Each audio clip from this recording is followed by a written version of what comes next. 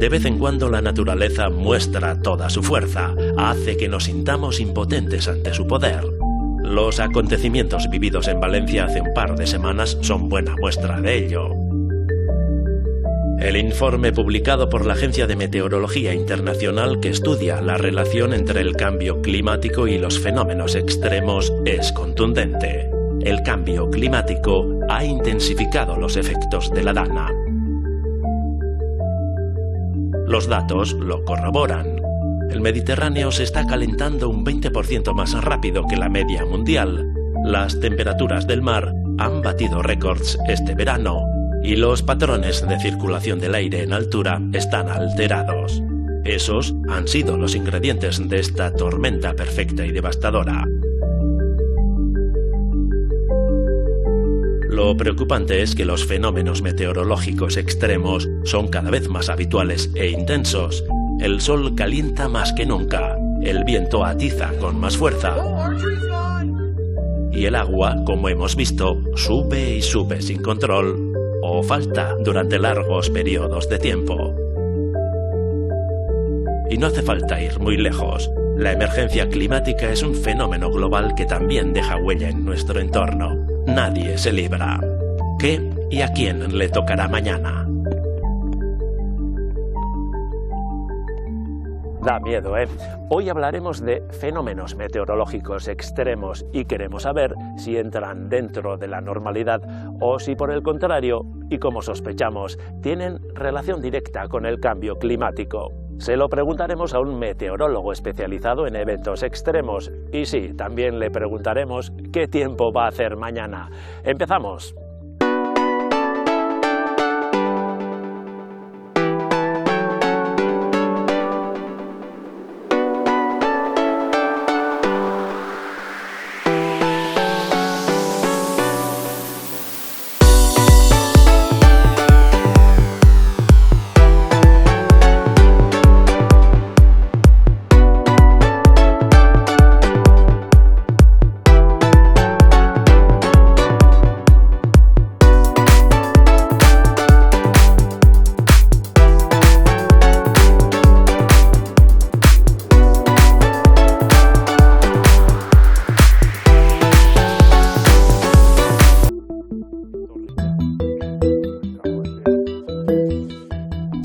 Pello Oria es meteorólogo. Durante muchos años ha sido el delegado de la Agencia Española de Meteorología en Navarra. Últimamente trabaja desarrollando sistemas de predicción de eventos extremos como, por ejemplo, inundaciones, vientos fuertes o incendios de última generación, como el que sucedió aquí mismo en 2022. Su empresa genera modelos que tratan de anticiparse a esos fenómenos. Es una información muy útil, no solo para las compañías que gestionan parques eólicos, también para la sociedad en general. Pero una cosa son los sistemas de alerta temprana y otra cosa, si se pueden evitar o reducir al menos los fenómenos extremos. Kaixo Pello. Kaixo. Bueno, siendo hoy la entrevista con un meteorólogo, bueno, estamos seguros de que acertaremos con la predicción, ¿no? No va a llover. No, los modelos con los que trabajamos para predecir el tiempo, si las condiciones son de cierta estabilidad y tranquilidad atmosférica, como es el caso, aciertan. La verdad es que su porcentaje de acierto es altísimo. Pello Oria, meteorólogo, ¿no? Pero meteorólogo especializado en eventos extremos, ¿no? ¿Manejáis alguna especie de definición de lo que es un evento extremo, un fenómeno extremo? Bueno, podría ser un fenómeno que tiene que ver con el tiempo, el clima y el agua, y que al mismo tiempo es capaz de producir pues bueno, una situación de alto impacto, en el sentido de que hay un riesgo o bien para la población o bien para los bienes materiales, y en ese sentido pues bueno, sobran ejemplos, ¿no?, en los últimos años, tanto aquí como en otras partes.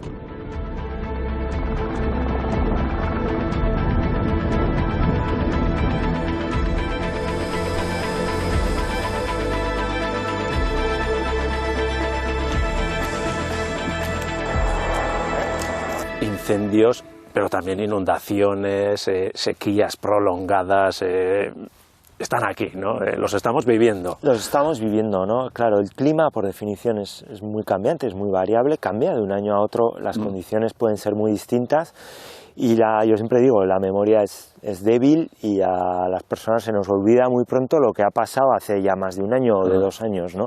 Pero este tipo de situaciones inevitablemente cada vez más frecuentes. Eso no quiere decir que vayan a afectarnos cada año, ¿no?, cada temporada. Seguramente alguien estará pensando, esto también pasaba antes, ¿no? Incendios, inundaciones, siempre ha habido. ¿Qué le contestarías a esa gente que está pensando eso? A ver, que tienen razón, estos fenómenos no son nuevos, siempre han existido, desde que existe la Tierra, desde que existe el clima, se producen estos fenómenos. El punto esencial es el tiempo en el que tardan en repetirse, ¿no? A eso le llamamos periodo de retorno, y sabemos que en las condiciones del clima del pasado tienen un cierto periodo de recurrencia. Con estas nuevas condiciones climáticas que están cambiando de una década a otra, esos periodos se acortan. Son más frecuentes. Son más frecuentes, esa es la clave. Eso es, pero claro, aparte de eso, como son más frecuentes fenómenos muy intensos que antes, cuando digo antes es hace 30, 50, 80 años, ocurrían una vez, qué sé yo, cada 10.000 años, ahora esos periodos se pueden acortar hasta décadas. ¡Wow! Entonces, en un periodo de tiempo de una generación o de un par o 3 de generaciones, esos fenómenos de altísimo impacto pueden llegar a repetirse. Frecuentes e intensos. Frecuentes, intensos, y diría además que aparecen en épocas del año donde antes era prácticamente imposible. El año pasado, por ejemplo, se vieron condiciones de propagación de incendios forestales, no aquí, pero sí por ejemplo, en la Comunidad Valenciana, en pleno mes de marzo, abril, mayo, o sea, en la primavera. Esto no se conocía hasta el año pasado. Y luego también haría una mención a la extensión geográfica, es decir, sobre todo las olas de calor y las sequías, vemos que son capaces de abarcar territorio mucho más. Hablamos, al fin y al cabo, de cambio climático, ¿no?, de emergencia climática, ¿no? Eso es lo que está detrás de todo esto. Eso es, emergencia climática o crisis climática o cambio climático, como se quiera llamar.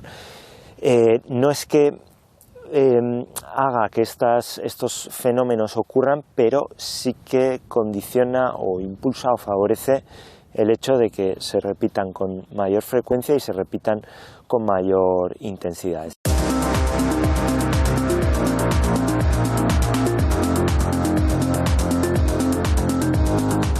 ¿El cambio climático es un fenómeno natural? Este no. Nuestro planeta ha sufrido cambios climáticos desde el principio de los tiempos. Los periodos más fríos y más cálidos se han ido alternando cíclicamente por causas naturales como cambios en la órbita de la Tierra o movimientos de las placas tectónicas. Pero el actual calentamiento global lo estamos provocando los humanos. Concretamente, los gases de efecto invernadero que emitimos a la atmósfera al quemar combustibles fósiles. De seguir a este ritmo, la comunidad científica calcula que a finales de siglo la temperatura de la Tierra habrá aumentado 3 grados, y eso no es natural.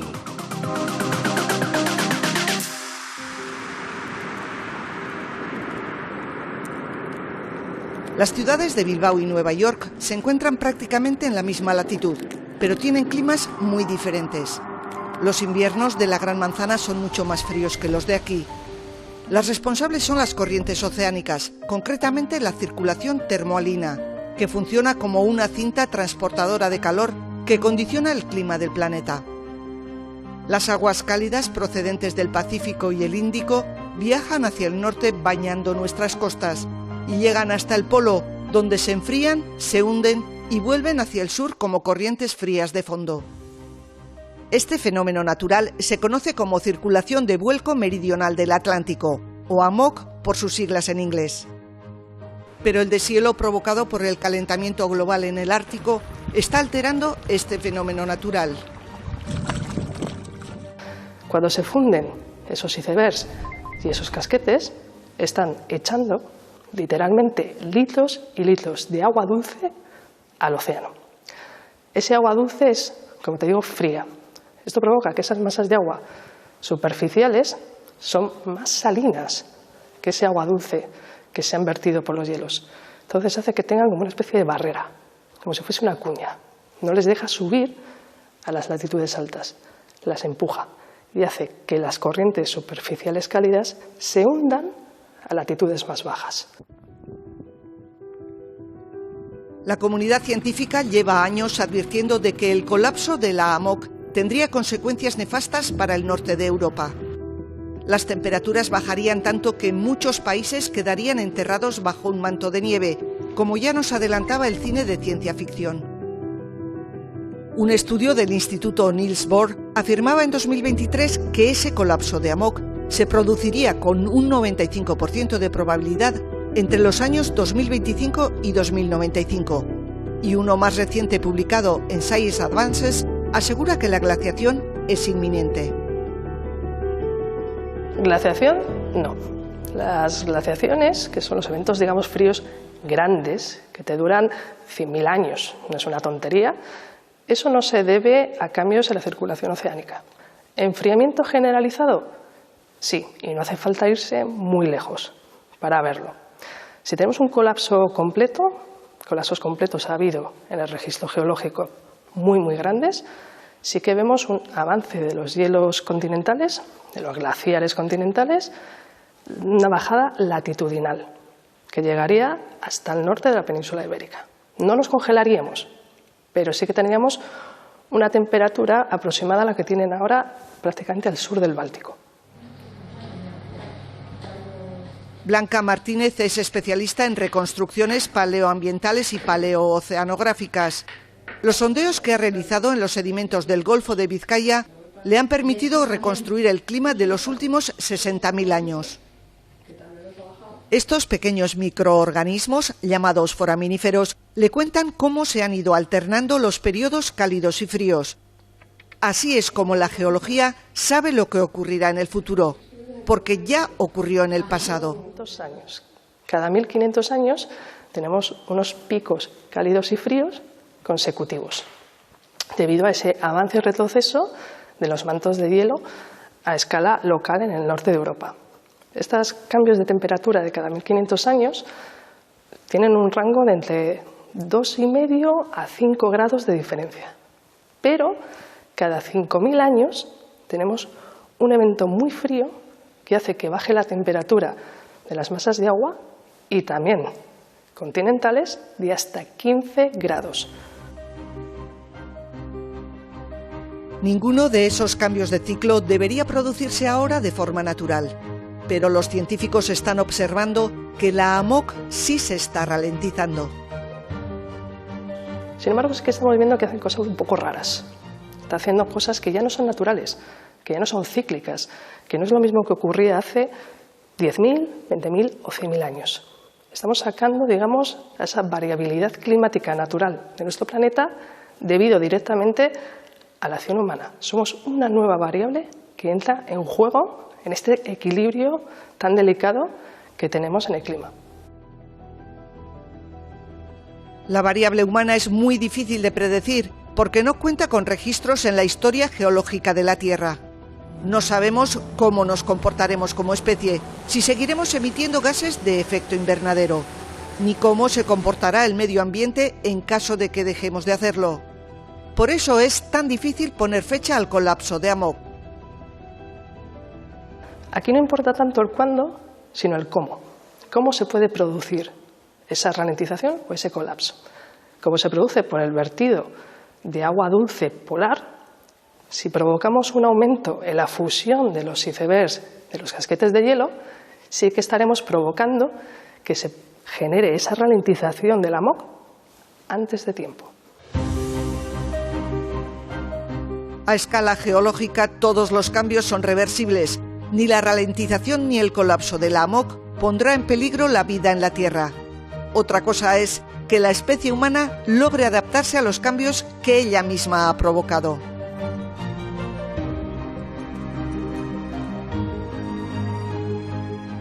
La principal herramienta de trabajo de los meteorólogos hoy en día son los modelos, ¿no? Modelos informáticos con los que sois capaces de predecir hasta el más mínimo detalle, ¿no? Pero ahí se nos escapa todavía una serie de fenómenos que precisamente los son extremos, los que... ¿no? ¿Son capaces esos modelos de predecirlos?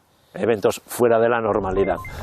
Totalmente depende del tipo, ¿no? Si es una ola de calor, que al final estamos prediciendo temperaturas sobre el territorio, los modelos son hoy en día buenísimos, incluso a 3-4 días de vista casi te clavan la temperatura con más o menos 2 grados perfectamente, ¿no? Si hablamos de vientos es parecido, pero si hablamos de episodios o fenómenos que están relacionados con lo que son los cambios de fase del agua en la atmósfera, como puede ser la precipitación, que ya hemos mencionado, como puede ser la evaporación, que es el fenómeno contrario, ahí los modelos, digamos que ya no se llevan tan bien, ¿no? Con estos episodios.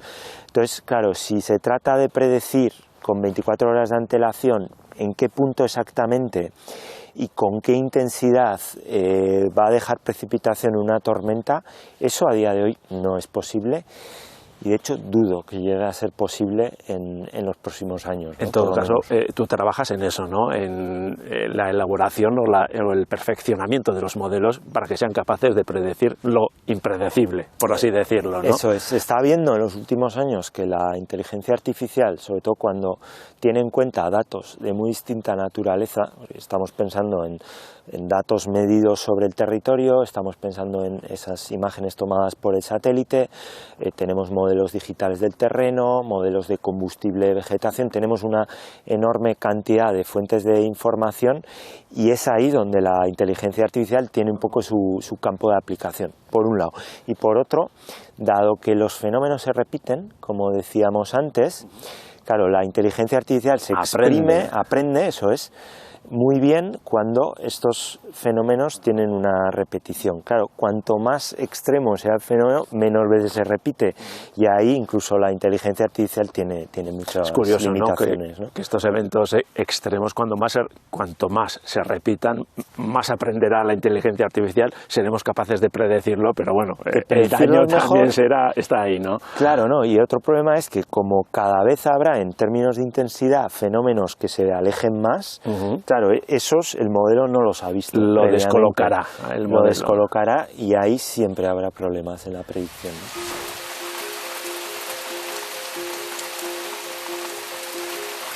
Lluvia, viento, sol. Los fenómenos meteorológicos han sido los responsables de ir esculpiendo el terreno y han dado lugar a distintas orografías. Podríamos decir que había un equilibrio entre meteorología y paisaje, un equilibrio que estamos viendo romperse debido a la crisis climática. Los fenómenos meteorológicos extremos están ocasionando todo tipo de catástrofes, entre ellas los corrimientos de tierras. Desprendimientos de rocas, lenguas de lodo y corrimientos de taludes son cada vez más habituales, debido a que el terreno es cada vez más inestable. También en nuestro país. En Euskadi se nos dan las dos condiciones para que haya deslizamientos, tanto que tenga mucha pendiente como que haya lluvias. Aquí siempre hemos tenido lluvias, siempre hemos tenido deslizamientos, pero han sido pequeños deslizamientos que podíamos controlar. Algunas zonas son más propensas a sufrir deslizamientos y en Euskal Herria hay muchos puntos de riesgo. Las fuertes pendientes naturales, los acantilados o taludes con rocas fracturadas sin apenas sujeción o las laderas erosionadas en su base son zonas propensas a sufrir corrimientos de tierra. A estas habría que añadir las áreas deforestadas debido a incendios o a la acción humana y sobre todo las zonas en que se producen lluvias intensas puntuales o acumuladas. El cambio climático está provocando que las lluvias sean repentinas y con mucha cantidad. Cuando la lluvia es muy repentina y mucha cantidad, la fuerza que ejerce contra las paredes del deslizamiento es mucho mayor y implica mayor cantidad de terreno que deslice.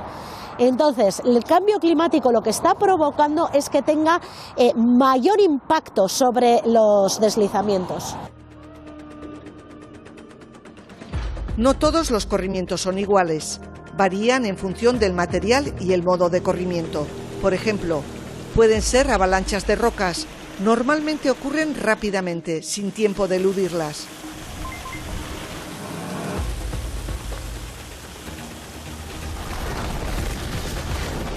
Los deslizamientos en suelos arcillosos son desplazamientos de una superficie más o menos rápidos en función de la fuerza que la arrastre.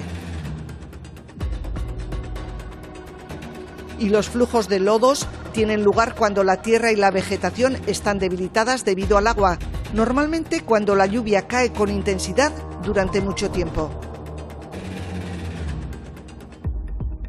Es cierto que los deslizamientos a veces ocurren en cuestión de segundos, pero se pueden producir lentamente y en estos casos van dejando señales que pueden ayudar a prevenir grandes males. Por ejemplo, en zonas habitadas cercanas a laderas de montes, pueden aparecer fisuras o grietas en paredes de edificios o en calzadas. Los edificios pueden hacer crujidos ocasionales, puertas y ventanas que no encajan en los marcos o agua que circula irregularmente en los drenajes. En la naturaleza también se ven señales. Esas grietas pueden ser tanto en una campa, en el monte o en una calle, en una carretera. Luego también una señal bastante fácil de identificar es cuando hay un movimiento, un árbol que está creciendo se adecúa a ese movimiento. Entonces los troncos de esos árboles empiezan a aparecer torcidos debido a ese movimiento. Estar atentos a esas señales puede darnos tiempo a reaccionar y tomar medidas que ayuden a minimizar los daños e incluso a prevenirlos. Hay muchas medidas que se pueden tomar en el caso de que haya deslizamientos. Lo mejor siempre es que se prevean con anterioridad, es decir, si yo voy a hacer una obra, tengo que saber si un talud que voy a dejar se va a caer o no, y entonces, porque en ese momento tomar medidas es mucho más barato y mucho más fáciles de tomar que si se me cae o se me desestabiliza la zona y tengo que actuar. A corto plazo, ayudar a la consolidación del terreno con elementos resistentes o revegetar taludes y laderas puede reforzar la resistencia de este ante fenómenos de lluvias torrenciales. Pero reducir las actuaciones que favorecen el cambio climático sería más efectivo a largo plazo.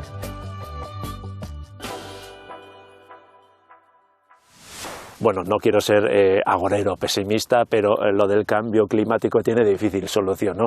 ¿A dónde nos dirigimos? Bueno, por lo que estamos viendo, y esto se sabe y hay muchos artículos científicos que ahondan en ello, cuanto más rápido sea la tasa o velocidad de calentamiento, más fenómenos extremos se producen. Esto se ha visto, como digo, en los modelos, se ha visto en las observaciones. Teóricamente también se ha demostrado con ayuda de algunos desarrollos y es justo lo que estamos viendo ahora, estos 2-3 últimos años, una cantidad inusitada de fenómenos extremos por todo el planeta y es justo cuando esa tasa de calentamiento se nos está acelerando. Se está acelerando el tema. Acelerando y sobre todo debido a la cantidad de gases de efecto invernadero que hay ahora mismo en la atmósfera. Y sabemos además de que esos niveles van a aumentar en los próximos años, como esto además tiene un tiempo de respuesta retardado, en el sentido de que los efectos de lo que estamos emitiendo y tenemos en la atmósfera ya a día de hoy no afectan exactamente al día de hoy, sino que sabemos que se irá viendo a lo largo de los próximos años. En ese sentido, el cambio climático como tal continuará aumentando, probablemente se agravará, probablemente veremos estos fenómenos multiplicados. Ahora bien, cuando hablamos de soluciones tenemos que pensar quizás más en términos de adaptación a largo plazo, ¿no? Es decir, de ir preparándonos y previniendo un poco estos escenarios. El ser humano siempre se dice que tiene en su mano la solución, ¿no? Pero también tenemos en nuestras manos empeorar el problema, ¿no? Claro, no está escrito todo en el sentido de que según la capacidad de las políticas que se están poniendo en marcha, si son capaces de contener esas emisiones futuras de un modo muy eficiente, pues digamos que esos escenarios probablemente no sean tan catastróficos. Eso por un lado, ¿no? Ahora bien, eso exige un nivel de mitigación que a día de hoy creo que no está en las agendas políticas, primero porque requiere que países como China, como India, como Estados Unidos, como otras grandes potencias emergentes se pongan de acuerdo muy rápidamente y reduzcan las emisiones en unos porcentajes que desde luego va a ser muy complicado que se haga y en muy poco tiempo. Estamos hablando de esta década y la siguiente. No sé si estamos en situación de ser optimistas, ¿no? Un poco ese mensaje que me gusta dar siempre. Así como la mitigación va a ser muy complicado, en el tema de la adaptación hay un enorme recorrido todavía, ¿no? Bueno, pues nos quedamos con ese mensaje. Eskerrik asko, Pello. Vale, zuri.